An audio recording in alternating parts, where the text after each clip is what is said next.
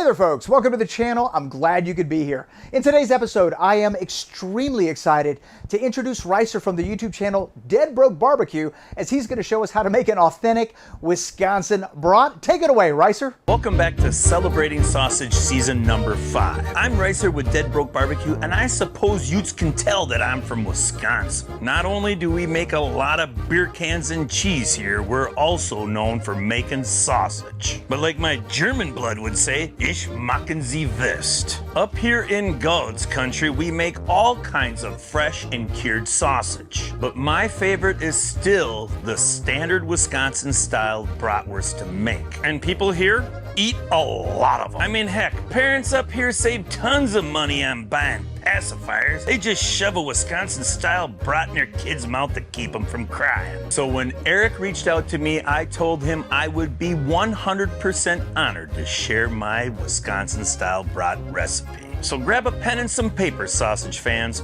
We're gonna amplify some backyard barbecue fun. Around this neck of the woods, we call this recipe a Sheboygan brat. Not Sheboy again, Sheboygan. Now, most of you out there have had a Johnsonville brat before, but they're a lot weaker in flavor compared to what they were in the 70s. So figure that this recipe is a Johnsonville brat on steroids. You know, bussin' with the flavor. This recipe gives you a good base so you can experiment down the road. I mean, grab a couple grams of onion powder, toss it in, and now you've got an onion brat. Or a gram of sage, and now you got some breakfast links. The first time that I made brats was with an old retired butcher from Kaiserslautern, Germany. His name was George, and he used egg whites. Wunderbar. The other great thing about making brats is that it is a fresh sausage, so we don't have to worry about any cures or a fermentation process to deal with. This is a great recipe for all of you beginners. So there really isn't a big stress about screwing this recipe up. The first thing that we're gonna need for this recipe is some pork butt. Obviously, American pork butt has a perfect fat to meat ratio for any fresh sausage brats. I do trim off any of the blood spots or gobbledygook because I do not want to bite into that crap. And I can almost guarantee you that this recipe will develop phenomenal athletes. I mean, I'm just spitting some facts. It's proven, 100%. After I get all the pork butt trimmed up, I cut them into pieces that will easily fit down the throat of any grinder that I'm using that day. I weigh the pork butt and I write that info down because we're gonna need that information, so we add the correct ingredients. After it's all cut, I always put my meat back in the freezer so it can get nice and cold. I never wanna grind any meat above 35 degrees, especially when I get into those 50-pound batches, because there's nothing worse than a sausage where the fat started to separate and melt. In my opinion, that becomes more of a drier bite. So always keep that meat nice and cold. While this meat is cooling down, it's a great time to get your ingredients out and start measuring them up. I always measure everything out in grams, including the meat, because it just makes it a lot easier. Number one, you'll be able to measure out the exact amounts that you need for a recipe, and number two, it makes it a lot easier if you're experimenting to be able to duplicate it in the future. It also makes it easier if you're gonna make a larger or a smaller batch. This way, your ingredients percentages are always gonna be the same. So get yourself a cheap gram scale. You'll want it to be able to measure in the tenths, but if you can find one that's in the hundreds, that's even a tad better. But they do get a little bit pricier. But this one here, that's like $20 on Amazon. For this recipe, you're going to need 10 ingredients. Obviously, we're gonna need pork butt. Then we're gonna need some sea salt, sugar or dextrose, and yeah, I've got a lot of dextrose. You're gonna need some ground coriander, nutmeg, caraway, marjoram, ginger, celery seed. Now on the last ingredient, this is where I kind of switch things up so I can end up with two different versions. On one batch, I'll use black pepper, and that's more of your standard Wisconsin style brat. On the other batch though, I use white pepper, and that's a lot spicier. And I have to say that I think my family and I like them better. But if you're not a big peppery flavored person, you might just want to stick with the black pepper. I'm sure Erica is putting this recipe somewhere where you can find it, and in my recipe I do have white or black pepper. So you decide. Now here's a pro tip. I always want my spices in more of a powder form when I'm making sausage. So I have this cheap little coffee grinder that comes in handy when I can't find any of my spices at the store that are already ground. Like the caraway, marjoram, and the celery seed, I always grind them up for about a half a minute so they can turn into more of a powder form. Now in my opinion, the ingredients just distribute a lot better in the mince when they're in powder form. Once I get all my spices done, I also like to measure out a little bit of distilled water. I want to keep it cold because you never know when you're mixing, you might need to add a little bit more moisture. You could substitute it with some cold beer, and yeah, now you have a beer brat. When grinding up fresh brats, I typically use a 6mm or a 1/4 inch plate. Sometimes I go up to a 10mm or a 3/8 inch plate just to liven things up a tad. And when I'm making a hot Italian sausage, I actually use a 12mm or a 1/2 inch plate. Yeah, it sounds a little crazy, but in my opinion, it actually gives you a better chew. So use whatever you like, but for this recipe, I prefer to use a 6mm or a 1/4 inch plate. I think it has the perfect chew and the perfect grind for a Wisconsin brat. Now here's a pro tip. When I'm using a bigger grind for any type of sausage, I do run the internal temperatures up a tad higher. I'll run them up to maybe right around 165, 170 because I want that fat to render a tad more. Also, when I make fresh sausage, I like to use my dual grind grinder. It certainly does a great job when I want a tighter grind without having to do a second pass. I mean, time is money. Once I get all the mince ground, it goes directly back into the freezer to stay cold while I get my stuffer set up. Yeah, I have to agree, I'm spoiled because I have an electric stuffer. But I was like a lot of you out there watching right now. I started out with some cheaper and kind of crappier stuff, but as I started to get into this hobby, I slowly upped my equipment. Yeah, there.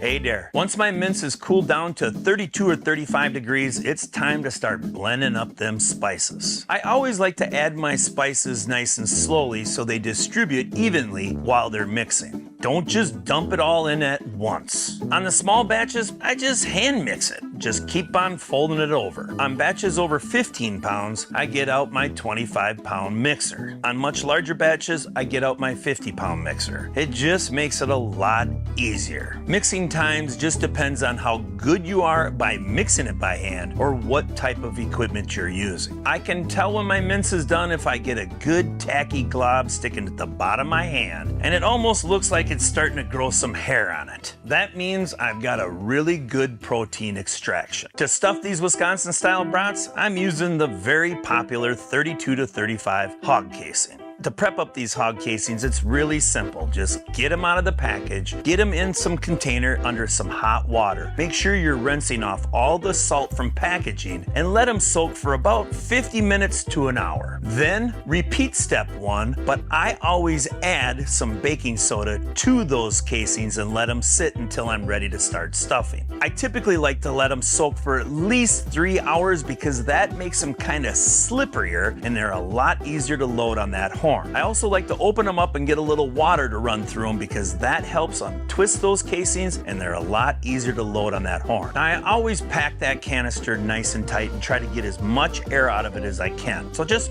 pack it tight. I personally do not tie the end of my casing. I just pinch it nice and tight and let the stuffer do the work. With an electric stuffer, this task is super easy. With a hand crank though, make sure that you have a heavy table because when you're putting some pressure on that crank, it's really easy to toss that table around. When I'm using this table and we're filming, I actually have to have my boys stand on each one of the corners to keep it down. When I'm making brats, I run my stuffer fast enough to fill up that casing about 3/4 full. And then I just coil them up. I sterilize my sausage prick and poke out any air pockets that I can. Go across the whole thing, get it nice and poked, and then I start making the links. That process can be done many different ways too. I typically just twist the first one and then pinch off and move over a spot and then twist the next one. You don't have to worry about getting these links exactly the same size. You're making brats. Somebody's gonna have a bigger one. We all know that from the shower room days. To be honest with you, the only thing that I'm worried about is that they fit in the vacuum bags that I have, so they fit in my vacuum chamber. After they're all linked up, I just put them in a pan and put them back in the fridge overnight. Number one, that'll help those twists stiffen up a tad when you separate them. And number two, that gives that mince and spice a little bit more time to get to know each other. Nice to meet you. When it comes to cooking Wisconsin-style brats, people here do it multiple different ways. Charcoal, gas, or sometimes they even cook them on a frying pan. My preferred way is to start out cooking them raw, then get them right around 150-ish degrees, and then get them in some beer and onions and let them braise at a low heat for about 20 minutes before serving. Just adding another layer of flavor. When cooking brats, cook them at a lower temperature. Not only do they cook a lot more evenly, it also helps so that the casings don't burst. When it comes to actually eating a brat, you can put whatever you want on it. Some people like sauerkraut and spicy brown mustard. Other people, well, they just want ketchup and mustard and some onions. Only fibs hate ketchup, and that ketchup reminds them of their players getting scraped off from Lambeau Field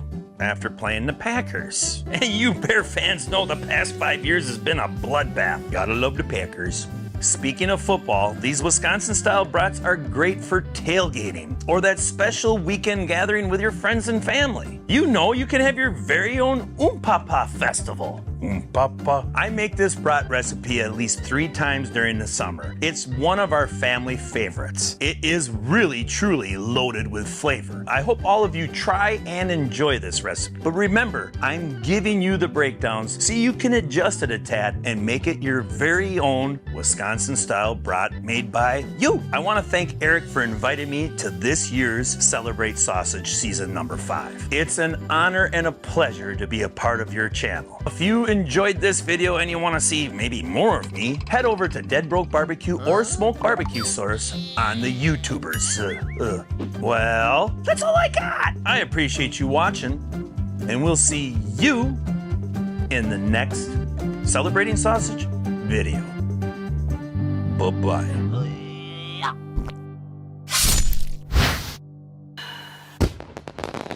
My mouth is literally salivating right now. Those looked incredible. And I've only been to Wisconsin a couple of times. Matter of fact, the last time I was there, I walked into a diner and the gentleman said, "What would you like?" I said, "Just send me whatever you're known for." And they brought out a plate of cottage cheese and bratwurst, and the bratwurst were incredible. So I am absolutely making this recipe from Ricer. Thanks a lot, Ricer, for this amazing episode. You can find a recipe link in the description box below so that you can make these amazing Wisconsin brats at home. And I'm also going to put a link to Ricer's YouTube page, Dead Broke Barbecue, and I believe he has a second YouTube page. I'll put both of those links in the description box below, as well as the pinned comment. Be sure to head over there. He's got all kinds of really incredible content, very lively, very spirited content, as you can imagine. And while you're there, show him some love by subscribing to his channel. If you have any questions about this episode, drop them in the comment section below. And if you're enjoying the Celebrate Sausage season so far, be sure to give this video a thumbs up. In tomorrow's episode, we're going to take a trip over to Cincinnati because we got a little hoo-day coming your way. We'll see you tomorrow. Bye-bye.